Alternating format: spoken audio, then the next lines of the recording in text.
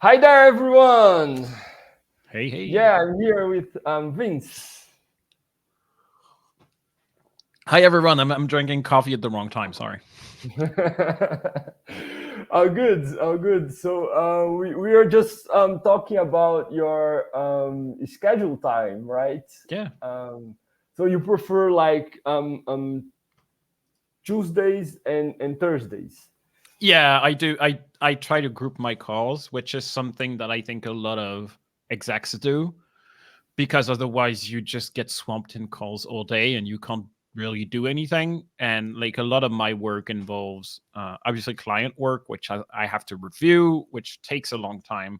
And a lot of my work also involves working on our own marketing, writing stuff, interacting on LinkedIn, etc., that kind of thing. Which, if you can only do that 15 minutes by 15 minutes, you don't get anywhere writing by 15 minutes increments. So yeah, I try to do as many calls as possible on as few days as possible, and that kind of works.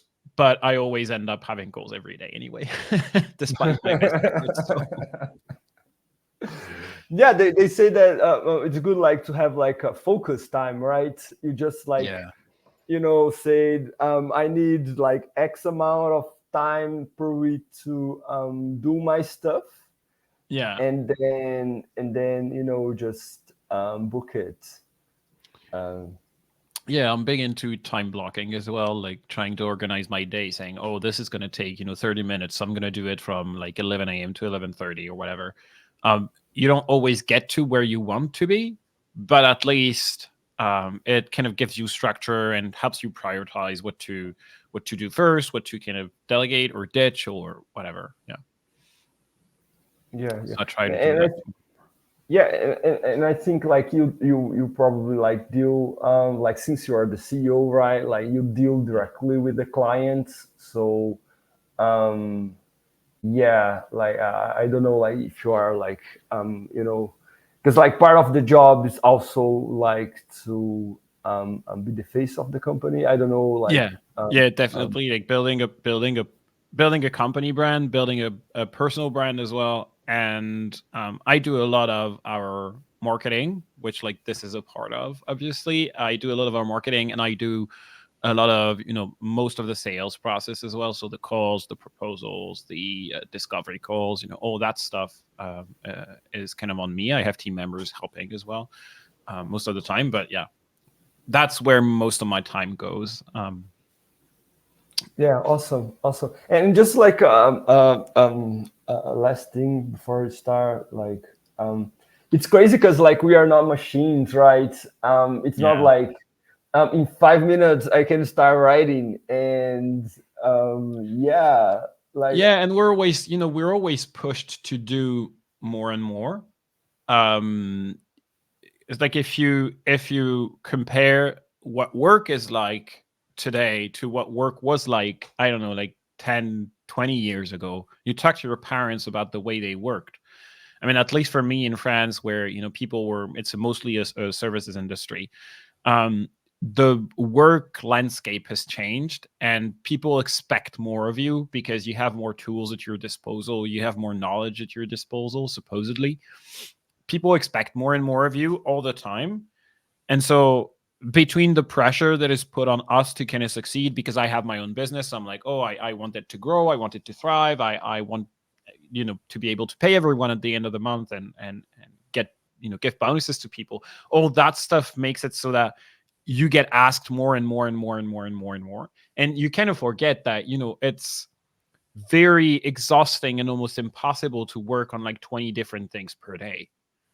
Because if you look at my days, it's I'm gonna help the team on projects, I'm gonna respond to emails for like sales, etc. I'm gonna do some marketing, I'm gonna do a LinkedIn post, I'm gonna do there are like 10 to 15 to sometimes 20 different things that I have to work on.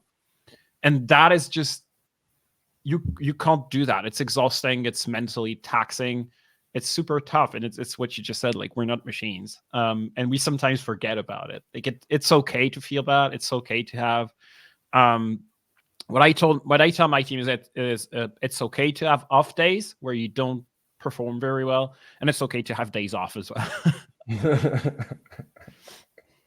Yeah, yeah, I totally agree, and I start like wondering like when we shift to this thing that like you have like all of those things that you have to do, and you need to get things done, and etc etc, and I don't know like how does like it is like the tools, or it's just like sometimes I keep wondering if it's not like also like social media and social comparison, Yeah, like we are seeing everybody like just like giving a lot of tips of things that you should do, like, and you should do this and you should do that and you should do that other thing, and yeah. and and But and I think that ties into the discussion that we want to have today. It's as well like knowing what to prioritize, because everything can work, and you should be doing everything in an ideal world, right? So it's like I always take the exact same metaphor, and it's about working out. So ideally, yes, you want to work out as much as possible, and you want to work out every muscle group, and you want to work out different exercises, all angles. You want to work out this way and this way and that way, but it's not possible to do all of that week in and week out. So you have to prioritize stuff. And just because you can do something does not necessarily mean you should do it. And so what often happens is that companies see all these things, and social media is definitely part of it. I'm pretty vocal about social media being a very bad source of inspiration for marketers. Um, because people see that they can do all these things, they want to do them, and so they go like, oh, we should do this kind of project, we should do this kind of project, we should do this kind of project, but they forget about why they're doing it.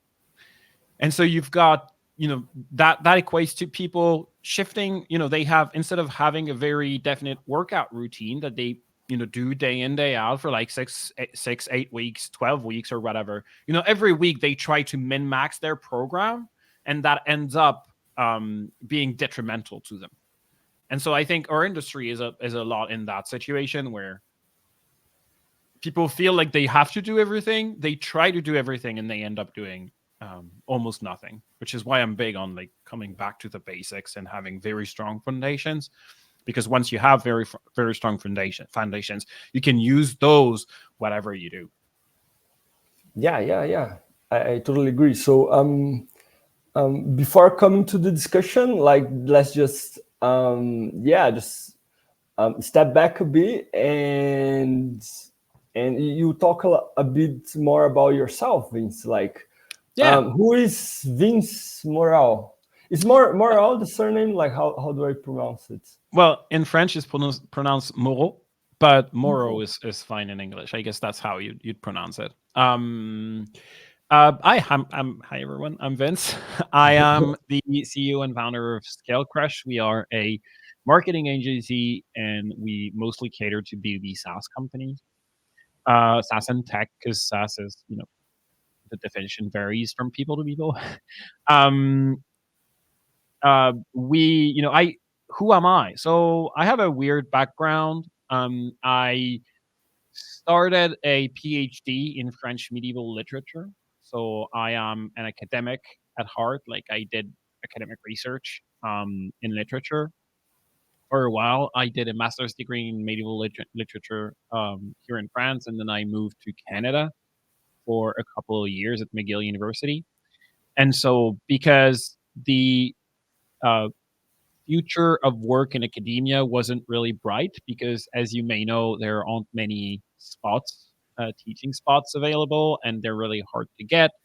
And it didn't help that my wife was doing the exact same thing that I was doing. So we decided to kind of drop out of our PhD, and I came back to France. And at this time, I was just like a lonely 20 something guy with no job and and no money, and I just started applying to jobs.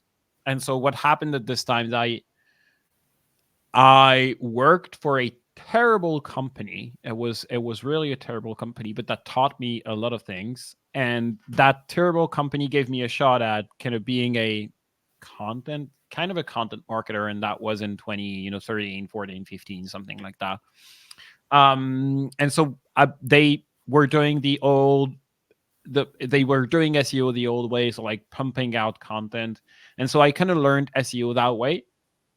I learned by myself, and I started doing a little bit of freelance work because the company was not so great. And then that freelance work grew and grew and grew and grew. And then I ended up, turning that into a legitimate business, which is an agency, because I had, more work. And so that was an SEO agency at first. Now we expanded our services. And the reason we expanded our services into content marketing, which is tied to SEO, but also messaging and positioning for B2B SaaS companies, is because of the foundations that I was talking about earlier. So basically, what we've noticed for a lot of companies, especially in SaaS, is that they will grow, and at some point they will grow by doing the basics things that you can do on LinkedIn, that you can see on LinkedIn. So like they'll do a product hunt launch, they'll join Slack communities and do stuff that is not scalable, outreaching to people and putting their product there. They will do some social media, they will do some ads, they will do that kind of thing.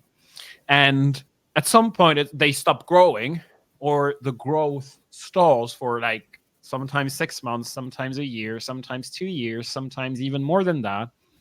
And there comes the cognitive dissonance for them. And the cognitive dissonance is, so for anyone who doesn't know what cognitive dissonance is, it's a psychological mechanism that occurs when what you believe is disproven by reality. And so usually what happens in that situation is our brains tend to invent stories to legitimize our beliefs. So for example, if I apply to a job interview and I don't get the job and I'm really disappointed, I might react by saying, oh yeah, but I was too far away anyway, I didn't really want it. Or yeah, but at least I don't have to do all these extra hours that new job imposed on me. So that's kind of the cognitive dissonance. And the way that materializes for SaaS companies is they see that everyone says, it's easy, just do X and Y and Z, and do that for your email outreach, and do that for your LinkedIn, and do that for your SEO and whatever. And they see that they do all those things, but it doesn't work. They don't grow anymore. And so we came as an SEO agency in a lot of these situations where, what was apparent to us, from the inside out, was like, these guys are stuck because they're just throwing shit against the wall and waiting to see what sticks, because that's what it feels like. They do this one quarter, they do this the second quarter, whatever, and they're big into ROI because they feel like, we need to grow, and we need to grow right now. And so we need to see ROI, and whatever doesn't work, we don't want to do. So, SEO doesn't work, content doesn't work. And so the cognitive dissonance happens, and they start blaming the tactic. They start blaming the channel. They start saying stuff that you've heard. SEO is dead. Cold email outreach is dead. XYZ is dead. And so the reason that happens is not because, XYZ or whatever is dead. It's because they have no idea what they're doing. And they just tell themselves stories to legitimize the fact that, they have to do stuff. And so what we're saying as a company, and I come back to your question, and then I'm gonna let you. Yeah, because we're jumping to the topic. Yeah. So where we come in that situation is we say, guys, throwing shit against the wall is great. It gets you somewhere. But at some point you have to stop, take a step back, and think about what you're trying to do, what you're trying to achieve, and kind of reconnect with the reality of life, which is that people buy stuff because they have problems. People buy stuff because, people buy stuff for all sorts of reasons. And until you know why people buy, until you know what to say to them and how to say it, well, you can do all the marketing you want. It won't help, basically. And so that's what we do now. Right now, we have an offer that helps companies understand who buys from them, why they buy, the problems that the product solves, the alternatives that they stack up against, and how they stack up against these alternatives, what they should say to people, how they should say it, and where that they should say it. And then once we have that knowledge, which we get through market research, we align their marketing with the market. That's it. I'm done. Great. So yeah. What I'm thinking here is that, like, so you have like medieval literature, like that's Yeah, like super cool, man. that's extremely niche. Yeah. Yeah, but it's also like really vast, because like medieval is I don't know, like 1,000 years, like how, Yeah. because So well, if you want to get into this, then it's for French, it's a little bit less than that because the first French writing that we have is in the 12th century. So it's only like 12th, 13th, 14th, and 15th century. So that's only like a couple, I mean, 400 or 500 years or so. So it's not 1,000, it's half that, but it's already a lot to take in and study. Yeah. yeah, like how many authors like we are talking about, or are you, who doesn't have How like many? I have no clue how many people. So we have there are a thousand, few like issues, and 100,000? we're oh no, less than that, because the main issue that we have with medieval literature is that the texts were copied manually into manuscripts, and so there wasn't any kind of large scale distribution. So actually, we have a very biased view of medieval literature just because we don't know what we lost. We don't know what, burned or was lost or was only copied a couple times or whatever. So we have a very good understanding of the stuff that was very popular because, everyone was copying it, and we have a lot of copies of it. But we have a very bad understanding of what wasn't that popular, because there's a really high chance, if something was copied, let's say, 20 to 30 times, there's a good chance that these 20 or 30 books are actually lost right now because they burned, because they were damaged by like water or fires, because they were eaten by rats, because they were, lost or buried or used to make fire because it was cold or whatever. So yeah, we don't know. I don't know how many authors. It's probably in a few hundreds to a few thousands. I don't really know. Cool. Yeah, that's yeah. So like you was doing like a PhD over there, or Yeah, master, I was doing a PhD? PhD. Yeah, yeah. Oh I did man, my you master's in know, France, and I moved to Canada to start a PhD. so you are like a master of literature. That's like super cool. Yeah, I Um, do. yeah. So But so but so I like you know how to do like the poems and stuff, and um poetry. so It's it's poetry, mostly or about analyzing literature. It's more about analyzing literature than writing. The writing part of it is called, I think American people call it creative writing. So there are masters and there are courses in creative writing, but I am not a creative writer. I cannot write fiction. I can write nonfiction if you want to read a lot of my work on marketing. That's doable. It's on our work. It's on our blog. okay, awesome, awesome. So like so after PhD, you're like you're doing like the PhD, and then you decided to start working. Yeah, I dropped So out. Yeah. so it's like you work just only for one company, then like you work for one company and then you start Yeah. like doing your stuff, and then like grow like super big. Yeah. So I It's really worked for that company for which kind of was an SEO agency. I worked for that company for a few years before I started doing freelance work. And then it really became apparent to me that that company uh, wasn't doing things really well, both in terms of selling the projects and actually managing and executing the projects. They were kind of a bad agency, to be honest. Bad and mismanaged as well. So yeah, it wasn't a big issue for me to kind of leave when I had the chance.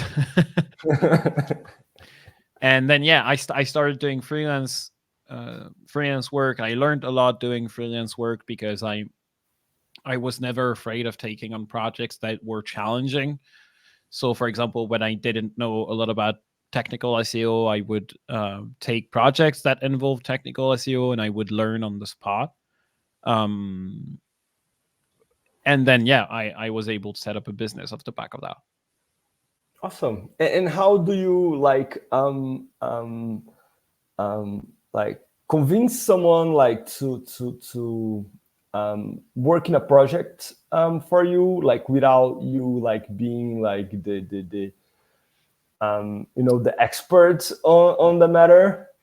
You mean Just working with a team as opposed to just working with me? Is that what you mean?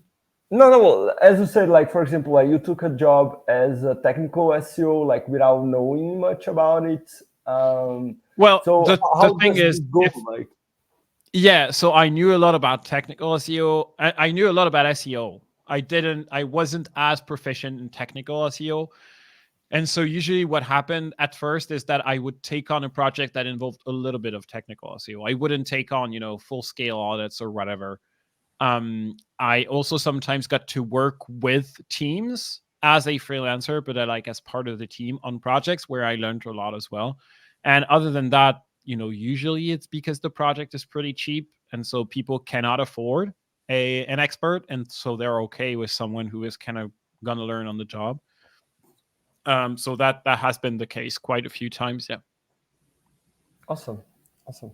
And yeah, and then you have like your agency, and I do. now and I really enjoy like your explanation of first of all, like we start like with the SEO part of it, to realize that there's like a much bigger opportunity Yeah. about messaging, and yeah, product market fit, I guess, just being more Well, strategic. yeah.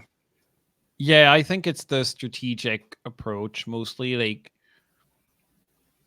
what we've seen in so many companies, both in SaaS and outside of SaaS, is just like people don't know what they're doing when it comes to marketing. That's fine. And I'd say, 10 to 20% of people know what they're doing. And out of the rest, I'd say half of people don't know what they're doing, but they're convinced they do. And so those are people I don't want to work with. And 50% of people don't know what they're doing, but they're really open to knowing more. And they realize that what they're doing isn't optimal, and that they should improve. Another thing that I should say to anyone watching at this point is I'm a big believer in the fact that no one knows what they're doing. Like no one. I know it's a little bit of it's a cynical worldview. The reason I'm confident that no one, not even, world leaders, know what they're doing is that some people think I know what I'm doing. And I really don't. And so I don't see why that Awesome. would change. I don't see why that would change for other people. And like, if you start seeing the world in that fashion, if you start assuming that people don't really know what they're doing, they may be really confident. Like I know I come across as a really confident guy. They might be really confident. They might be really polarizing. They might seem to know what they're doing, but usually they don't. And if you see the world that way, then you understand, why even world leaders make, dumb decisions. And if you don't think this, if you don't believe it, that they don't know what they're doing, you'll start thinking like, oh yeah, but they probably have a master plan or something. Like they probably know stuff that we don't know. They probably are much smarter than us or whatever. I think the reality is much more trivial, is they don't have a clue either. And we You have know. proof of that time and time again. Yeah. One thing that I really think about is because like my father was like a philosopher, so I was like really close to like philosophers, Mhm. and for me, like one philosopher that I really likes, like the best one was like Socrates.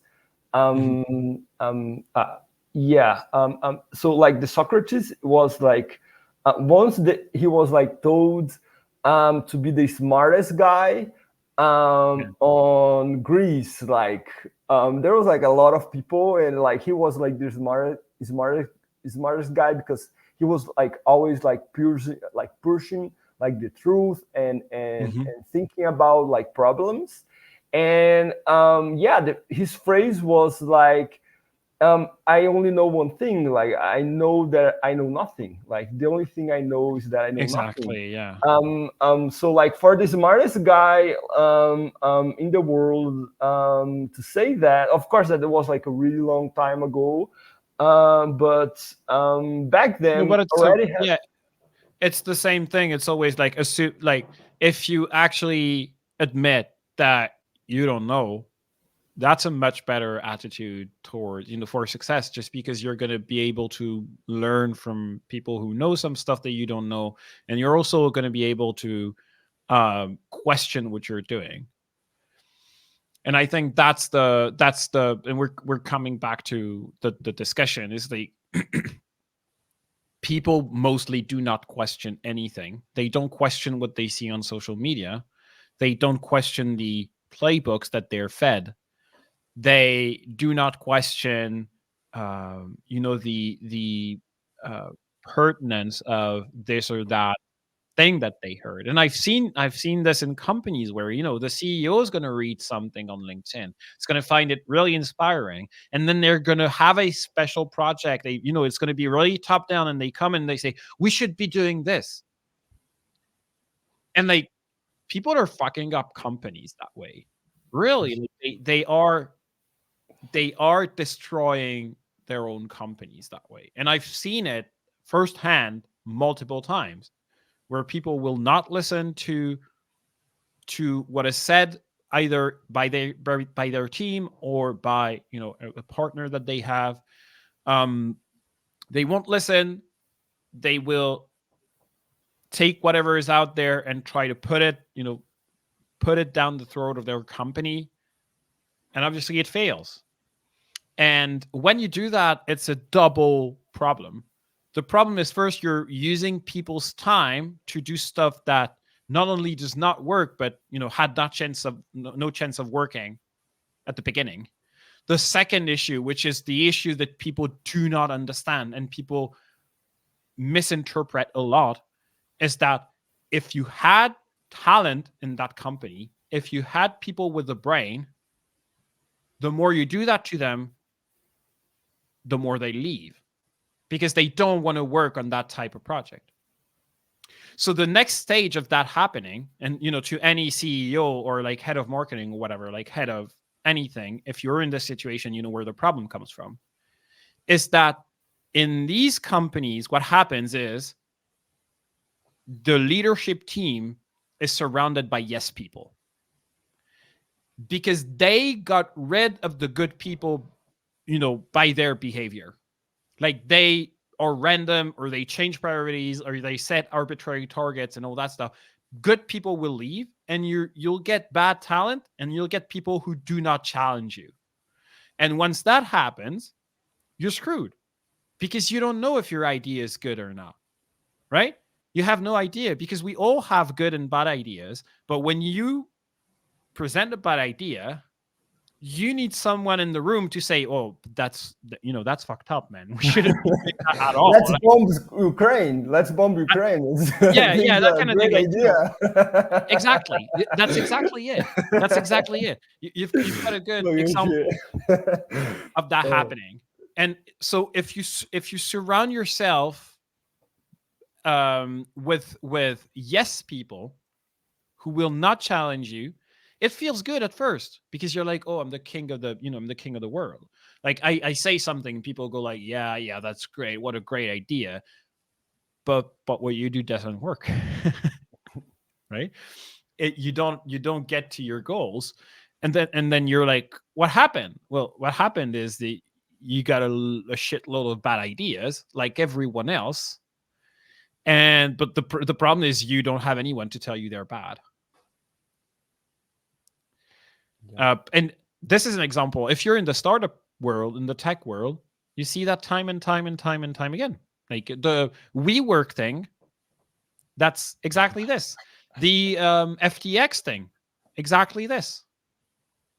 Plus the fact that they were sociopath at the start, but Well, we work. I knew it, but what is the other one? Um, FTX was a crypto exchange where Sam Bankman-Fried. I don't know if you've heard of him. I think it was a year ago, and he just got convicted.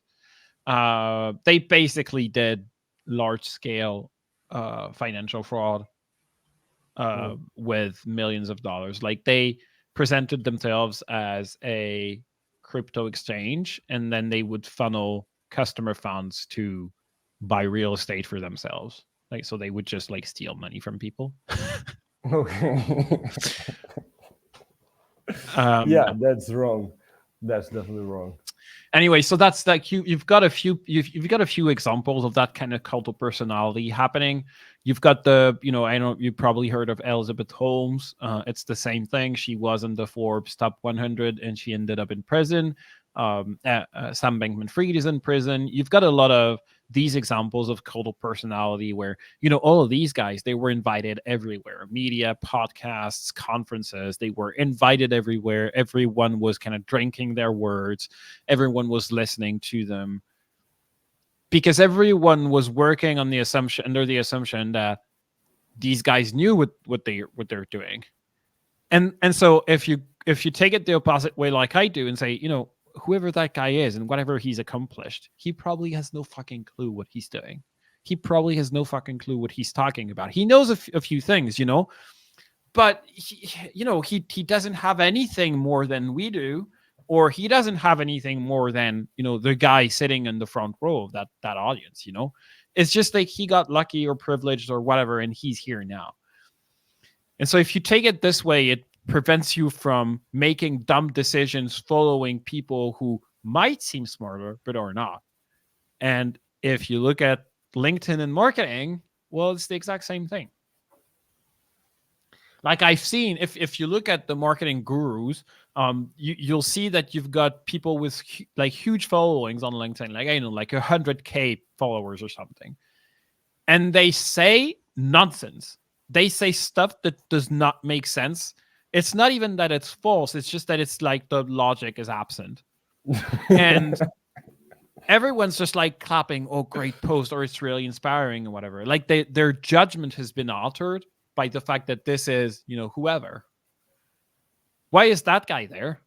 I don't know. Like, yes, maybe he's got a talent at building an audience. Maybe he's just lucky that he built the audience and not the other guys. I don't know. But usually it's not from it's not only from like his own capacity as a professional. Yeah, like there is like some merit, like I don't know like how he get there, but like I think there's like some lessons to learn, but like those people are not like bulletproof. Like they are not like superheroes, and they can like say a lot of garbage like too, right? Yeah. I mean, um no one is bulletproof. Like, and ideally, I don't want anyone to listen to me. I don't want anyone to do, oh, let's do this because Vincent said so. I want people to do stuff because they are convinced, they feel confident it's the right solution to their problem. And I can say a lot of very vague things like, oh, understand your audience or whatever. And that is what people do, and that is agreeable. Like people agree to that. That's great. But in the end, I don't want people to do stuff just because I said so. I want people to do stuff because they think I'm right, or they think they're right if they believe me. not because I said so. Yeah, it's it's tough. Anyway, Yeah. you wanted to talk about attribution, right? Yes. Let's jump to the topic. Attribution and horrors and ROI, like how to approach it. Yeah. Well, I have a lot of strong feelings about this. As you know, people who are following me on social media may know, I have like a lot of strong feelings about attribution. So attribution in itself, I think, is decent. Like you want to know what works and what doesn't when you spend money and stuff. So that's the idea of attribution. There is already a first question to me, which is what does working mean? Right? Because some of the stuff that you do does not, it doesn't, the goal is not necessarily to bring in revenue right away. If you do like, you launch a new product, think of a car manufacturer and they launch a new product and they do a little bit of teasing or whatever, that campaign is not meant to bring in revenue right away. It's just an awareness campaign.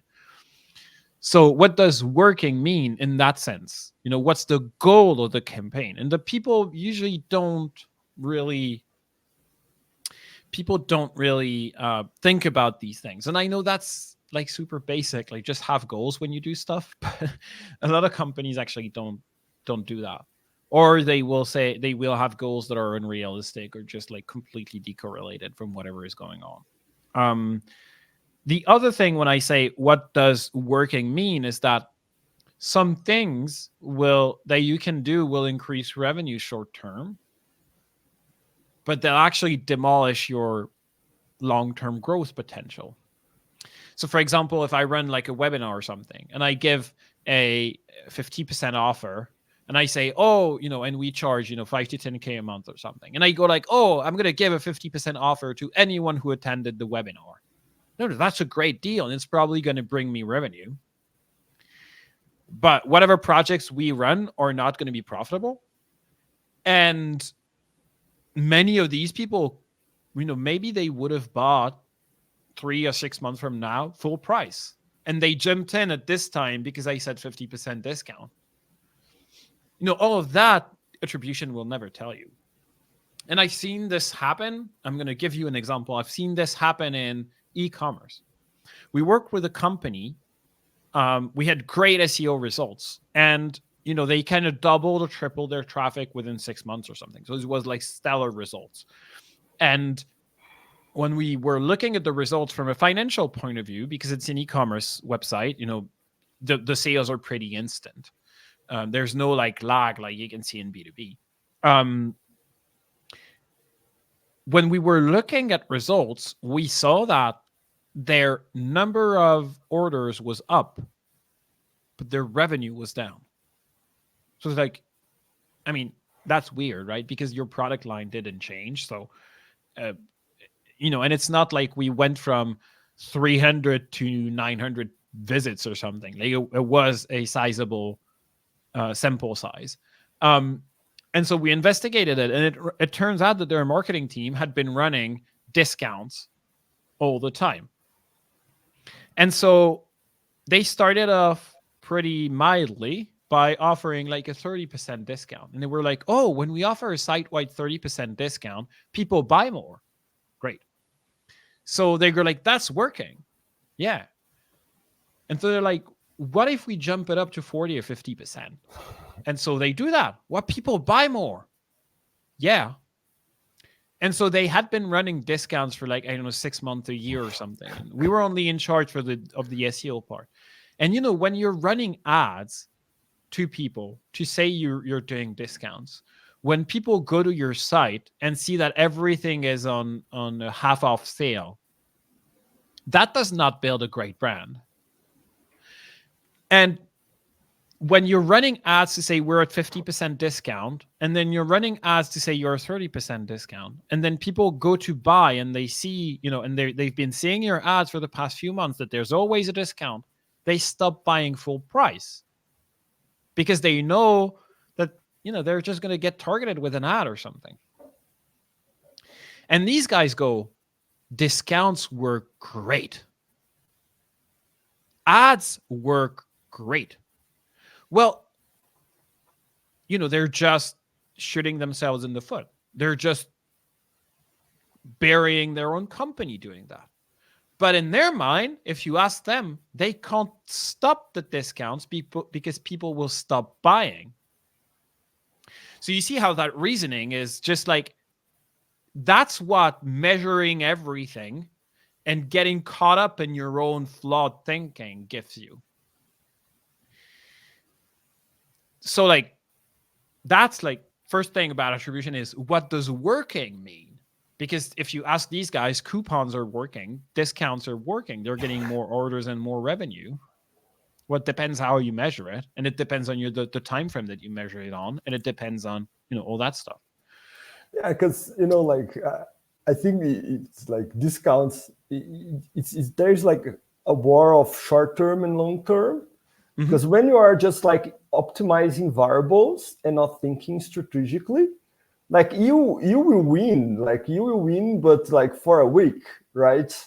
The first week will be great because like all this like awareness campaign, like that is just like money being wasted. We're gonna save that. We're gonna put everything on discount, and everybody will see your discount, and they will go like crazy. So like the first week of data optimization is great. The second, well, not so much. The third week, exactly. So what you do the third week? What you do the third week? You look for a way to take it back up to what it was in week one. Because you don't understand. You're like, oh, I don't understand. Why doesn't it work? Like, it used to be working really well. It doesn't work anymore. It's because what you're describing is called short-term sales activation. You're trying to get people who are ready to buy now, as opposed to a week, 2 weeks, 3 weeks, 4 months, 6 months, whatever your sales cycle is from now. And that works. It works for a while. And then it goes back down because you have no one who's ready to buy anymore. And so you're always trying to do crazier and crazier stuff, right? You're always like, oh, but what if we change our creative on the ads? What if we do a more complex retargeting system? What if we throw in some cold outreach as well? What if we do a multi-channel LinkedIn cold outreach on top of the ad or whatever? And you see how people get into these crazy elaborate schemes that they design for themselves. So that's what's happening in companies. And on the other side, you've got people who are playing on this to sell their stuff, which is exactly like designing these complex funnels and managing these complex campaigns and coming up with new creative. So that's like ads agencies, basically. And so these guys are pushing the narrative that, these guys are pushing the narrative that it's really, really complex. And, you need to do all these elaborate things to get people to buy and whatever. But at no point did people stop, take a step back and go like, oh, but actually, what do people want to hear when they buy from us? Why did they buy from us, right? And so usual reaction from companies, oh, we know exactly why they buy from us. That feature that we have is much better than our competitors' features. I mean, did you buy something in your life? You never buy because of one feature. This is never why you buy. Because if that was the case, then the cars on the roads would all be bare bones. They would have 4 wheels and minimum comfort, because that's where the bang for your buck is. But this is not how people buy. People do not buy rationally. So all of that to say that all of this stuff that is driven by people who think short-term sales activation, that fits really well into the attribution, because once you have these complex funnels, or complex schemes that you run, you go like, oh, but it's so complex now. We need some kind of tool to kind of bring it all together in one dashboard so we can understand if we should be putting more on LinkedIn or more on Google Ads or more on cold outreach, right? And lo and behold, you've got a tool seller who has the exact tool for you to do that, right? They have the tool that is going to bring in all of the crazy stuff that you're doing into one dashboard, and it's completely privacy free and whatever and whatever and whatever, you know? And what does the tool give you? You have no clue. You don't know. You know, the tool's going to give you that, going to tell you that person converted from LinkedIn. Okay, great. Are you sure? Like, that's what the tool is giving you. You don't know how the tool works. You're trusting the tool. And so people go like, yeah, that's the next stage. Yeah, but what we do is much different. What we do is, on top of our attribution system that we have, we use self-reported attribution, or SRA, right? And what that means is another complex stuff that is really simple is they add a field to the form saying, how did you hear about us, right? And so what do people do? They either don't remember really well. Sometimes they do. Sometimes they tell you the truth. Sometimes they don't remember really well. And so they're like, oh, I think I heard from you on that LinkedIn post. But actually, you know, if you check your attribution system, it goes like, yeah, but they read your blog content or newsletter for 6 months or whatever, but they didn't realize it was you, for example. And sometimes, worst case scenario, they lie. So why would people lie in that situation? Well, because they understand that it's a sales process. They understand that it's a game of chicken, and they don't want you to have free cards to play. Right? So when I'm asked that question, I always try and picture my own reaction to that question. I would lie, definitely. Right? Because if I saw a webinar or something, I would say, oh, you know, I don't really remember. It might have been some kind of LinkedIn content. I'm not sure. Because the last thing I want is for the guy to know exactly what made me, what triggered me, what made me reach out. Because if he has that, then he has leverage in the sales process. And I don't want him to think that he can charge me 30% more just because he knows where I came from. So self-reported attribution is just like really shitty, because you're trusting people who lie. And if you tell me, oh, people do not lie, when you run studies to ask heterosexual men and women how frequently they have sex, you get different numbers. It takes 2 people to have sex. You should get the exact same number, or roughly, right? You should not get men saying they have, you know, twice as much sex as women. So someone's lying in there. Could it be women for X reason? Could it be men for X reason? I don't know, but people lie. We're humans. We lie all the time. Yes, So, and especially like in a situation that's like a lot of pressure involved, and there is like a reward system in place, right? exactly. It's like one thing is people ask me about like something that's completely like unrelatable, like how is the weather, like, you know, this is gonna add diminish nothing, like I have no reason to lie. But in the buying process, Exactly. when you know that this information can fire back against you, you are gonna lie. Like in the like I received plenty of those drop downs questions. I always pick the first one because it's just like, you know, like I just don't have time for this. Like And like the why should I company on help the you? other Like I side, get the first one and keep and if doing it. you know, if only like 10 to 15% of people react the way you do, it's enough to skew the results. And so people will go like, in the company, they analyze the data and they go like, oh yeah, that's working great. We should do more of that.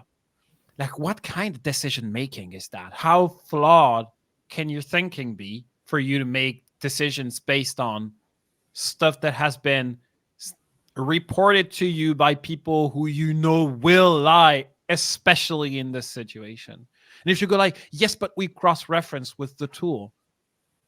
I'm like, do you know people use privacy blockers? Oh, yes, but our stuff is server-side. Okay, great. Maybe. Do you know people use VPNs? Do you know people have dynamic IP addresses? Do you know, like, the tool is not, it's not qualitative either. Yes, all the people who sell these tools, they'll tell you their information is great and they have the best thing and whatever and this and this and that. I'm sorry, they don't. They just don't. And you know why they don't? It's because it's impossible to get. It's just impossible to get. We always come back to the same thing, and I don't know if you've seen that in my content. I often come back to a very simple difference that people fail to make. It's the difference between complexity and difficulty. So complexity refers to how intellectually challenging something is. Does it have a lot of moving parts? If I explain it to you, is it going to take you some mental juice to get it, basically? So, for example, if I explain to you how a nuclear power plant works, it's probably going to take you some thinking. If I explain to you how to do a pull-up, well, you just grab the bar and pull. That's it, right? So that's two ends of the same spectrum. And on the other spectrum is difficulty, which is how easy or hard something is. So, for example, riding a bike is probably easy. Anyone can ride a bike, given some kind of training, but like anyone can do it. A pull-up is like medium, right? There are a lot of people in their lives who won't be able to do a pull-up. They will not. It's just the reality of things. And then if you look at the hard, climbing the Everest is really, really hard. If you think about building the nuclear power plant, that's really, really hard as well. Or doing a 200 kilo deadlift or something, that's really, really hard. It's really simple, but it's really hard. So you've got some things that are simple and easy, like riding a bike. Some things that are simple and hard, like doing a pull-up. You've got things that are complex and easy. And for that, I would say driving a car is complex and easy because you have lots and lots and lots of things to think about. But once you know how to do it, you just drive on autopilot, basically. And probably complex and hard would be like building a nuclear power plant. That's both complex to design and really hard to do. And I think the attribution thing is always the same. Is people try to make you think that all of that stuff is complex and easy. So it's complex because you have all these touch points and different devices and different browsers and different technologies, and we integrate with X and Y and D and all that stuff. But it's super easy. You just have to buy our tool and we give you the information. And I think the reality of it is it's simple, but it's hard. Like, it's simple to understand. You just want to understand the different touch points or whatever. It's simple, but it's hard. And in the case of attribution, it's probably so hard that it's impossible. Yeah, I think it's like the tool they give you, like they are giving you, like, they say it's simple, but like they are giving you the wrong answer. They're probably giving you the wrong answer. They're not gonna tell you that, but when you look at closely, well, you have no way of double checking anyway. Yeah. You have no way of double checking anyway. You don't know. Because even if you say, oh, we'll double check with self-reported attribution, and self-reported attribution for that specific lead says that they came from something else, well, that's great, but then who's right? Who's wrong? How do I know? And then there's another thing, which is survivorship bias. So I don't know if you know what survivorship bias is. It's the fact that we have a tendency to overestimate the importance of the people who survived and not the people who died. So the famous example the example that people always give is like the British planes during World War II were coming back with like bullet holes in them. And so if you follow a simple logic, you're like, oh, we're going to reinforce the the hull of the plane where the bullet holes are, because we know that that's where the bullets, hit the plane. But that's the planes that came back. So the actual real answer is like they came back with the holes in them. So let's reinforce everywhere where we don't see holes, because that's what's fucking up our planes, not the thing that we can see. And so in marketing, a good example of survivorship bias is like, oh, Steve Jobs is just like so good because he's Steve Jobs and he's a genius and whatever. Like, do you know how many people did the exact same things that Steve Jobs did? The exact same things at the same moment, but like didn't end up like Steve Jobs for who knows what reason. Like, why does Justin Welsh have a big audience? How much of that is due to just Justin Welsh alone, or luck alone, or whatever? Like, we don't know. But that's a really important concept to take into attribution as well. Because if you look at your attribution through the lens of like your software only, you may say, oh, we see that all the people who converted read our LinkedIn content, so let's do more LinkedIn content. But did you look at all the people who read your LinkedIn content and found it really shitty, and that actually drove them away from your content? You don't know that, because that's just survivorship bias. You're only going to look at the data that confirms what you already believe. So I often give another example, which is service businesses like mine rely a lot on referrals.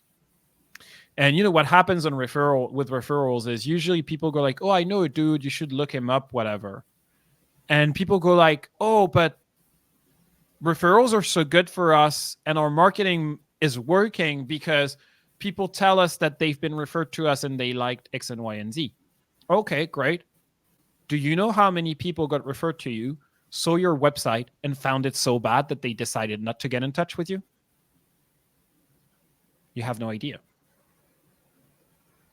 Right? So if you only look at it in one way, if you only look to prove or confirm what you already believe, which is what companies do, they usually have a pre-existent belief and they will, backtrack to whatever allows them to confirm that belief.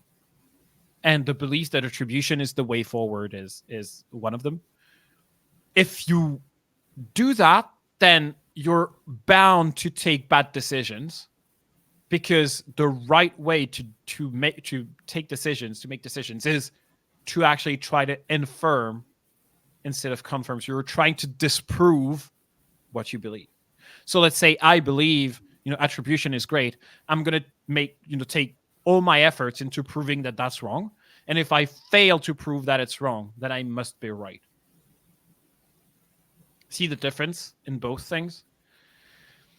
So now, just because I want to say this before we wrap up, I know how much time you have, but the next question that may come in would be, why do people focus on attribution so much?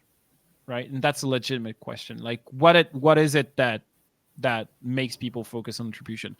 The first level that you could think of is like they're spending money and they're, they have corporate budgets and whatever, and so they need to just be able to justify the spending. And that's sure for a reason as well. But why are marketers pushing attribution so much? It's because, and this is, we're kind of coming full circle here. Because marketers find themselves with a lot of imposed KPIs that are arbitrary. Like, oh, let's grow 10% next year, so we need to grow our MQLs by 50% or whatever. Why do they need to grow 10%? No one knows. No one knows. It's just, someone came up with that number in a meeting. That's it. It's just pulling it out of their hats. So they have this target and they need to understand what's driving, MQLs, because that's what their goal is. It's just generating MQLs. So they go in and they do short-term sales activation. But because they have very limited resources and they have a very short time scale, because people are not asking for growth like in 2 years, they're asking for growth now, despite every evidence that we have that, there is a huge lag between your B2B marketing efforts and the revenue actually coming in, right? People go like, oh, we need to justify the spending into this and this and that. So they go like in full attribution mode. And once they have the attribution, they feel like they can change their posture. And instead of being a center of costs for the company, they can show that they bring in revenue. And so that's the dream of every marketer, right? To say, oh, look, this that we did brought in revenue. But it's the same thing. You never know. And so you come in, you end up with all these concepts like marketing influence revenue. And so people go like, yes, I'm doing marketing, but I'm doing the right kind of marketing because I'm doing the kind of marketing that brings in revenue. And all these suckers that you see out there, they're doing marketing, but it's not the kind that brings revenue. I do the kind that brings revenue. So if you're into this belief, which is, again, nonsensical, because you can't prove anything. Like, let's say someone sees this. They see this now. And they go like, oh, I like this guy, whatever. They forget about me for 6 months. Then they read a LinkedIn post. Forget about me for 3 months. Come back to her blog, whatever. They end up converting. We said in discovery call.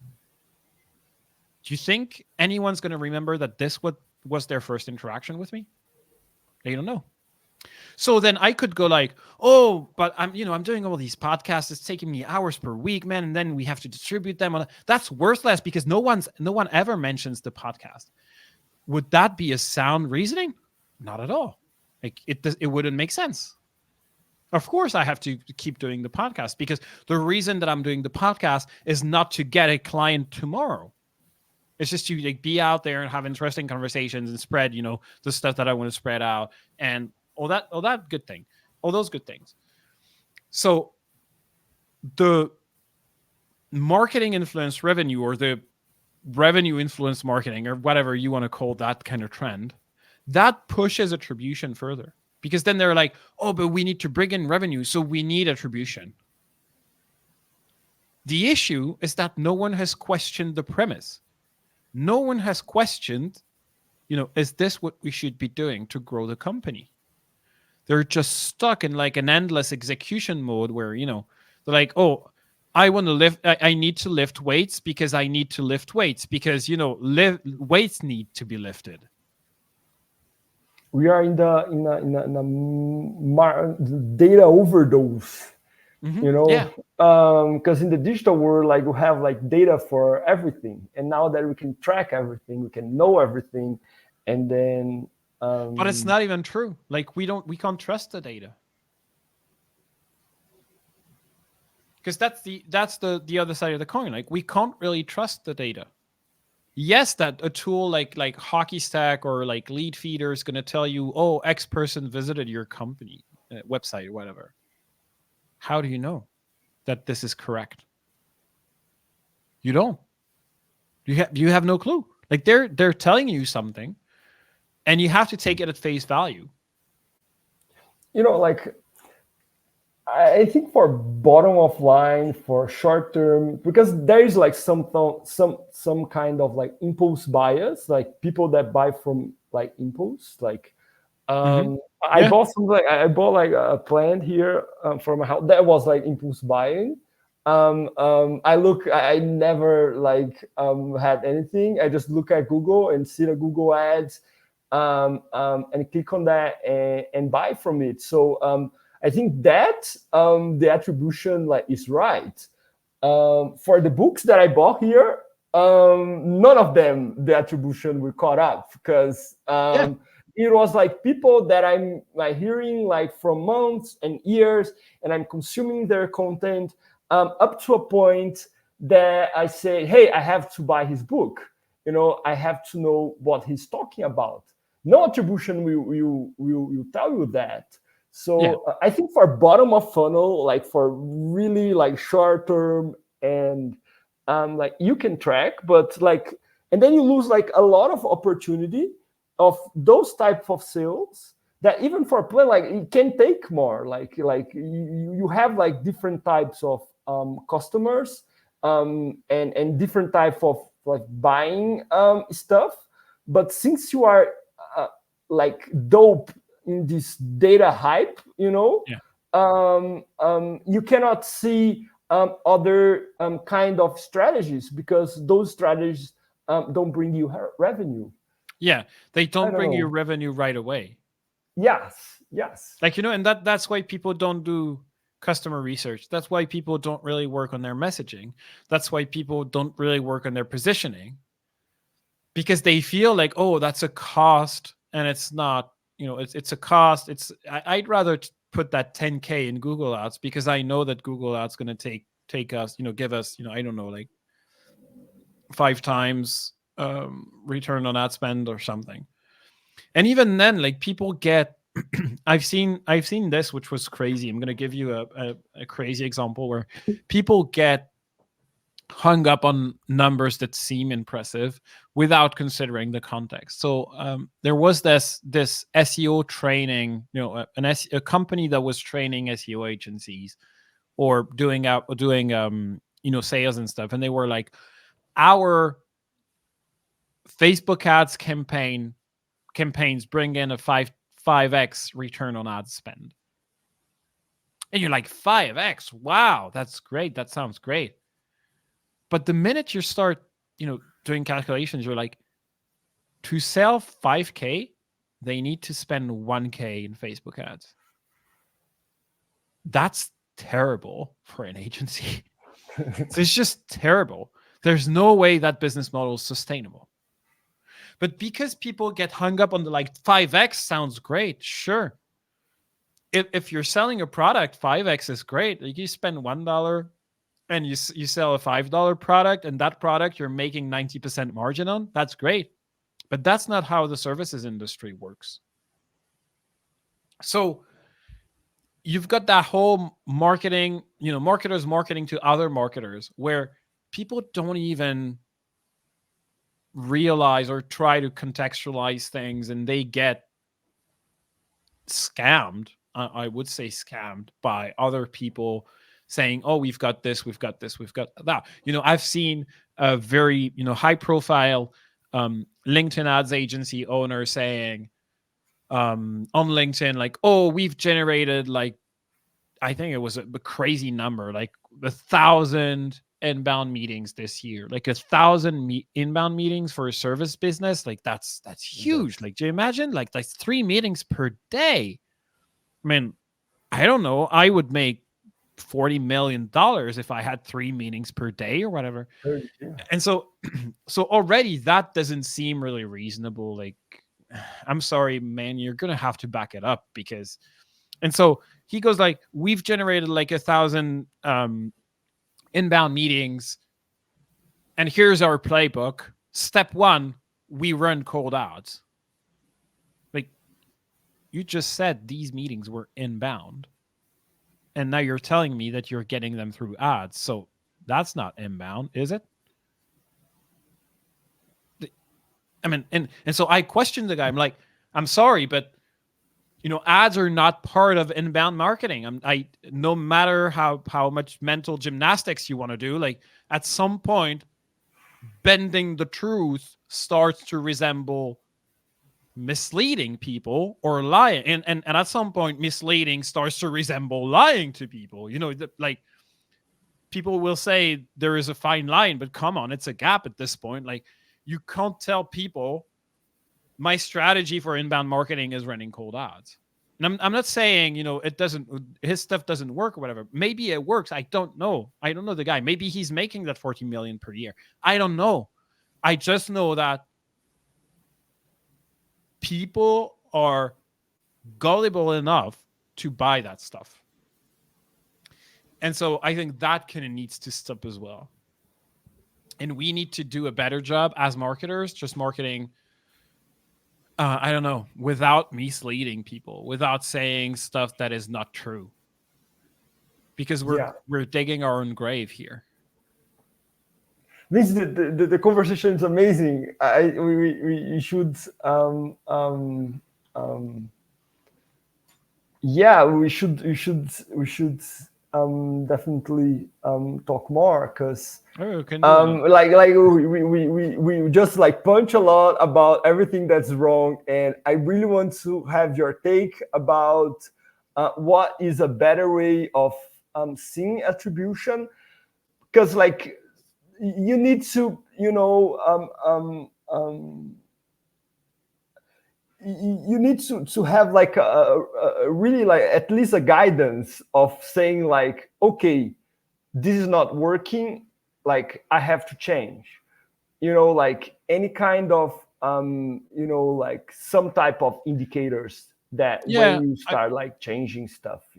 I don't think people have to change, because I think my nuanced take would be you cannot live without attribution. You cannot live without it. That wouldn't be realistic as well. You can't just throw money out the window blindly and hope it works. It you know. So you need attribution. But what you need more than anything is to stop believing that X or Y or Z is going to bring you the definite truth and answer. That just because you buy this tool, or because you change your attribution modeling, that it's going to give you better data, or that it's going to give you better answers. Can you do it? Can you do business without attribution? No. Can you trust attribution? No. It's not one or the other. It's just like you have to take everything with a grain of salt. You have to question everything. You have to try and come at it from, different angles.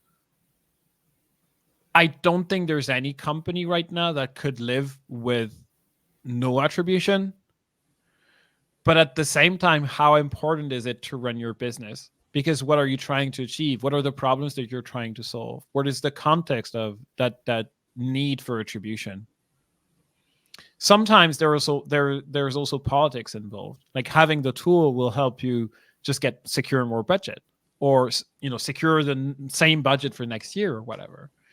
And so that becomes another discussion, and than just the marketing minded discussion where I say, it's bad or whatever. Then people could go like, yeah, but I need to prove to my boss whatever.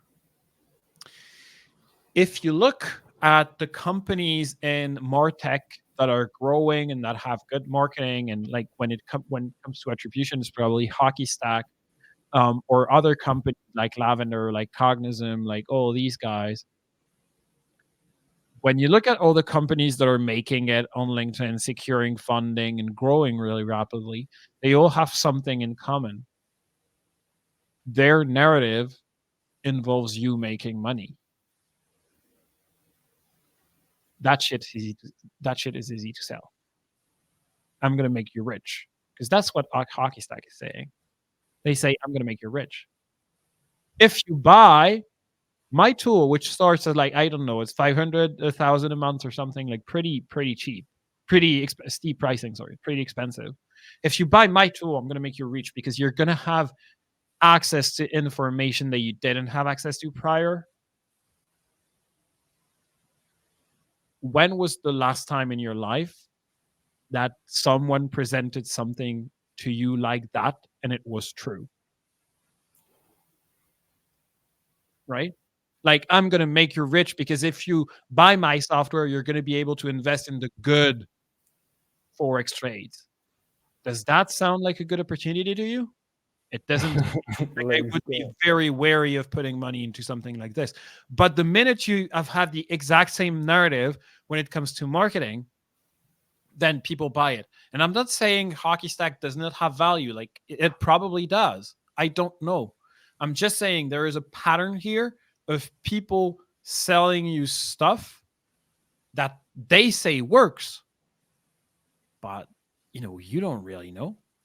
And then there is social pressure, because people buy Cognizant, or they buy Apollo, or they buy all these outreach tools, or Lemlist or whatever, because these guys have really good marketing, because it's easy to have good marketing. You just need to tell people that they could be richer than they are.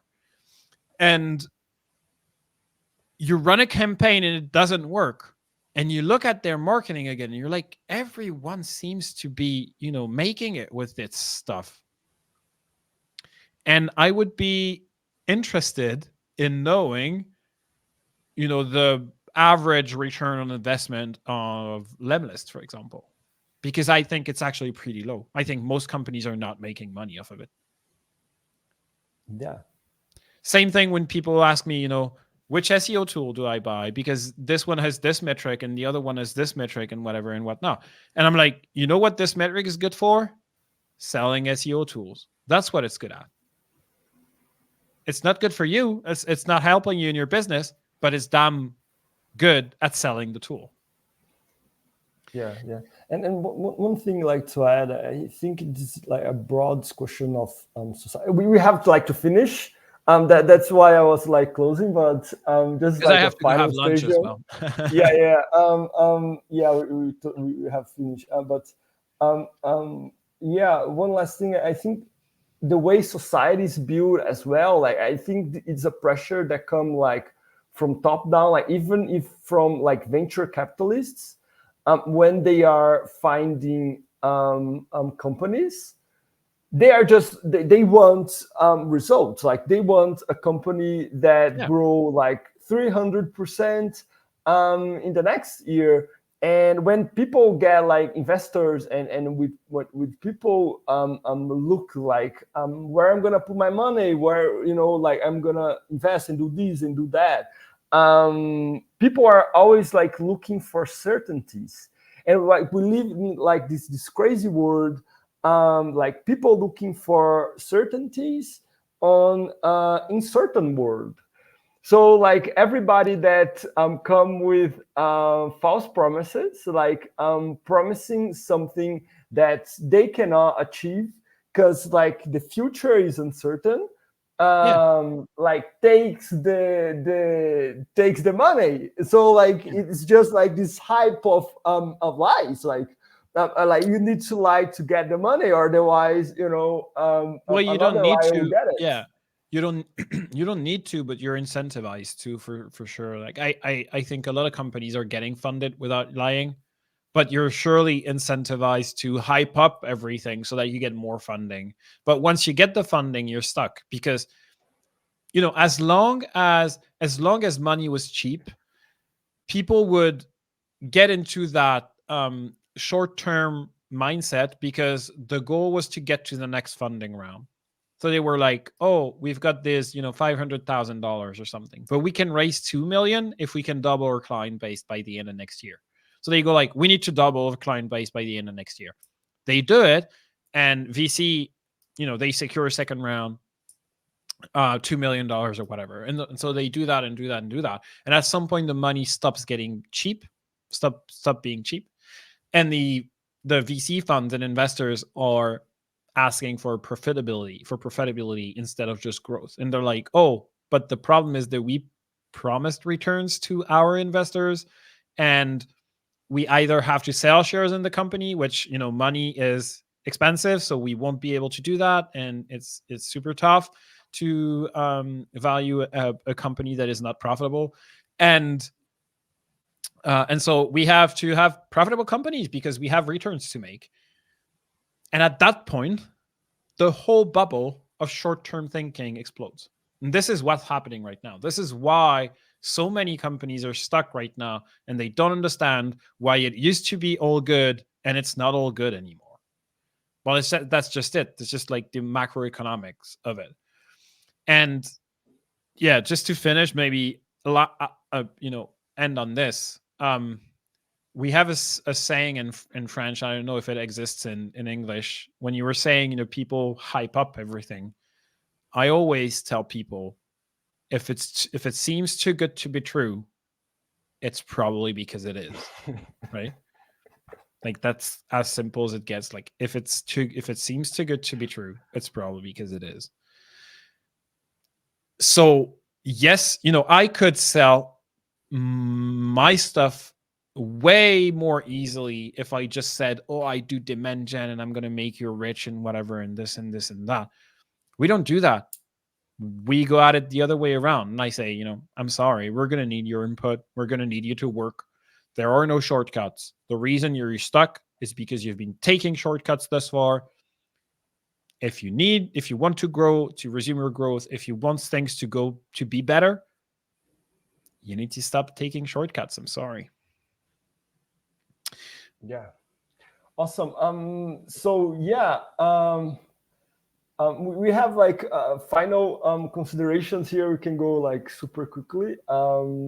Some marketing, how do I know more about you? I say you said earlier, but you can tell a little bit more about your company. And you can reach me on LinkedIn. I have the same name, and this is streamed on LinkedIn. And you can check us out at scalecrush.io. And yeah, everything should be there between these two platforms. We're trying to launch a newsletter and a podcast and everything, but it just takes so much time. And tell me more like about your company. You said that it's like a messaging, like you do SEO, you do messaging. Yeah, so like basically what is your ideal client? We have a process. So our ideal client is someone that's going to be in the situation that I described. Like they have a product, they have product market fit, they have a good product, they know that it works, they can sell it, but they want more and they don't understand why. You know, they have a marketing budget, but they don't understand why that marketing budget is not bringing as much money or as much, you know, results as it should. And our process is, I say, is twofold. The first one is basically understand the market. The second one is align with the market, because most of the time what you realize when you work with companies on their marketing is that their assumptions about the market are wrong. So they think that people buy for X reason when people actually buy for another reason. And what happens then is that they have misaligned marketing.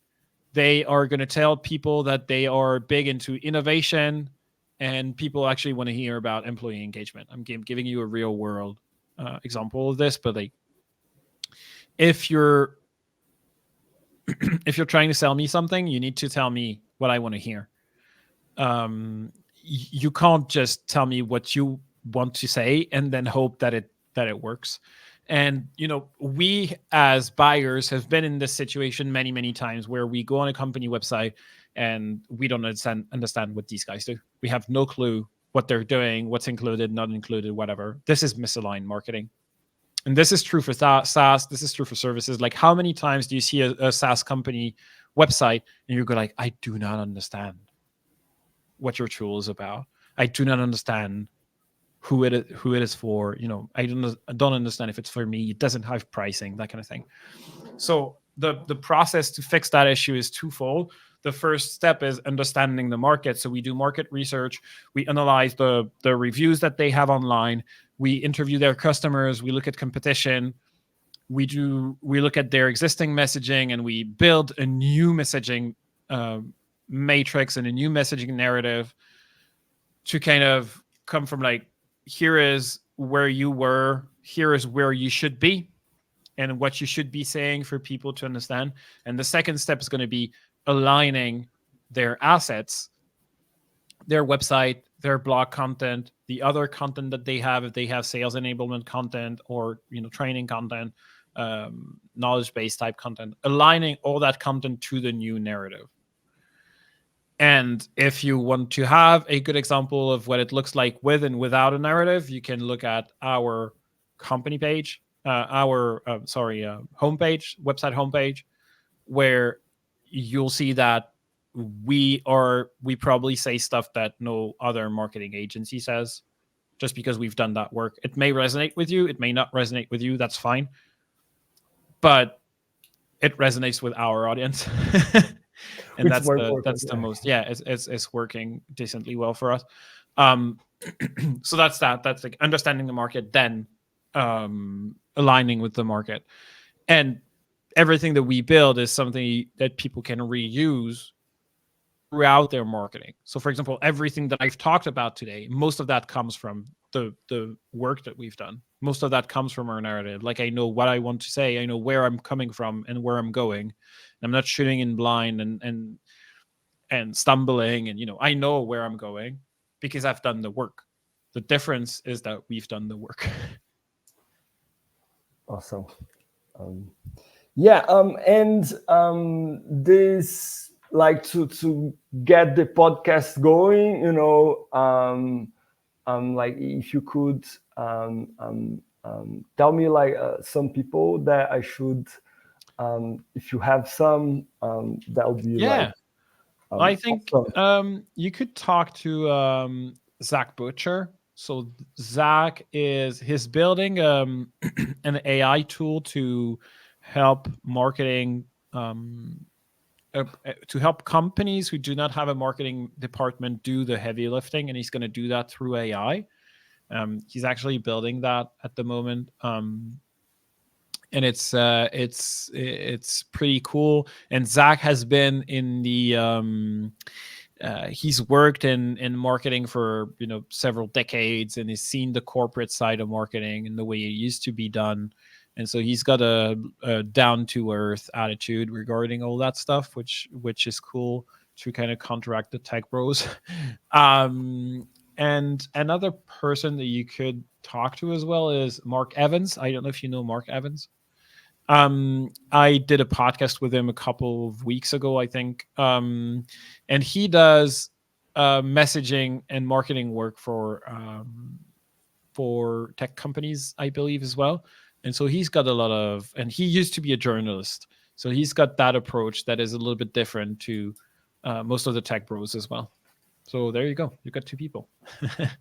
Awesome. Yeah, thank you very much. Yeah, let's just like go super quickly with the final considerations. So short questions, and you say the first thing that crossed your mind.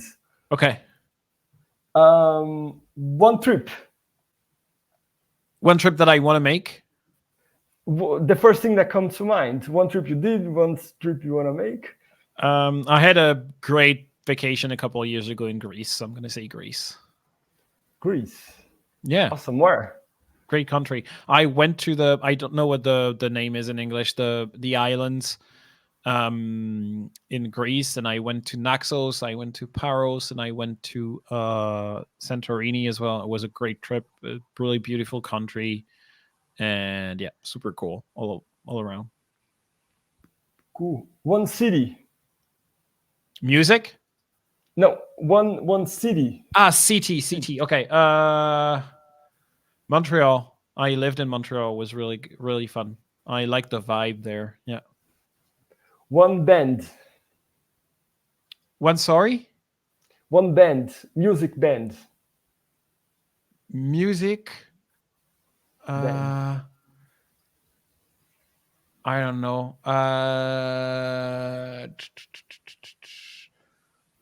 I'm gonna have to say the stuff that's been most influential to me, because I'm a musician as well, so it makes it super, super hard. I would say Snarky Puppy. Snarky Puppy. I think I never. Do you know Snarky Puppy? So Snarky Puppy is a band that is made of probably some of the best musicians in the world.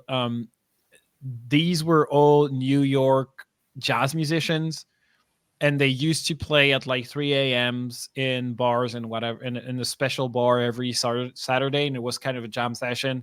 And at some point they noticed that they were having guests. They had this core band, and then they had guests coming, and the audience was there like week in and week out, and they were like, oh, we need to turn that into an actual band. And so that's how Snarky Puppy was born.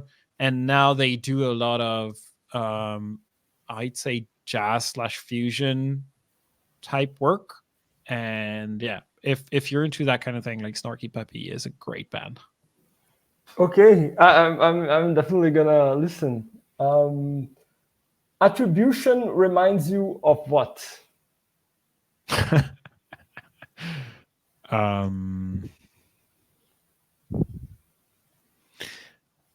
I think it reminds me of the first time that when I started LinkedIn and I started seeing all of these discussions around attribution.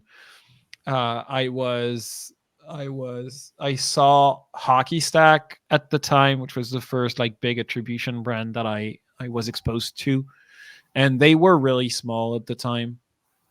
I mean, smaller than they are now, I think. They were small at the time, and it felt like they were onto something in terms of their marketing and whatever. And I think now I'm a little bit more nuanced around that, as I've been able to explain. So I think it reminds me of Hockey Stack, which is, shows that they've done a good marketing job. Awesome. Uh, will humanity be able to track the entire customer journey someday? No. You have okay. No, I don't think so. Just like we won't be able to track just like we won't be able to track the movement of every atom in the universe. Like, no, I don't think so. I mean, technically it's possible. Will we ever get there? Probably not. Like, going to Alpha Centauri is technically possible. We'll get We will there. never get there. Getting to Mars is technically possible, and we will probably never get there either. One word that defines you. I'd say annoying, probably. Thought provoking. Yeah, the awesome. reason I'm annoying is probably because I challenge a lot of things, and I challenge a lot of things that people don't like to challenge. So that makes me annoying. It also makes me effective in a lot of ways because I challenge things that people are not ready to challenge. Cool. Vince, it was a pleasure to talk to you, man. Thank you very I much. really enjoy it. I really enjoy it. We could. I have to go, but yeah, we could. Yeah, that discussion is like super huge. You should hear my other podcasts. Yeah, I will. I'll definitely will. We need to put a section on our website that says podcasts and then link to everything, because it's getting hard even for us to keep track of everything. Cool. Yeah. Thank you amazing. for having me anyway. That was cool. Yeah. I will end up here, but you can like stay in the room. So Yeah. bye bye everyone. Have a good one. Bye bye.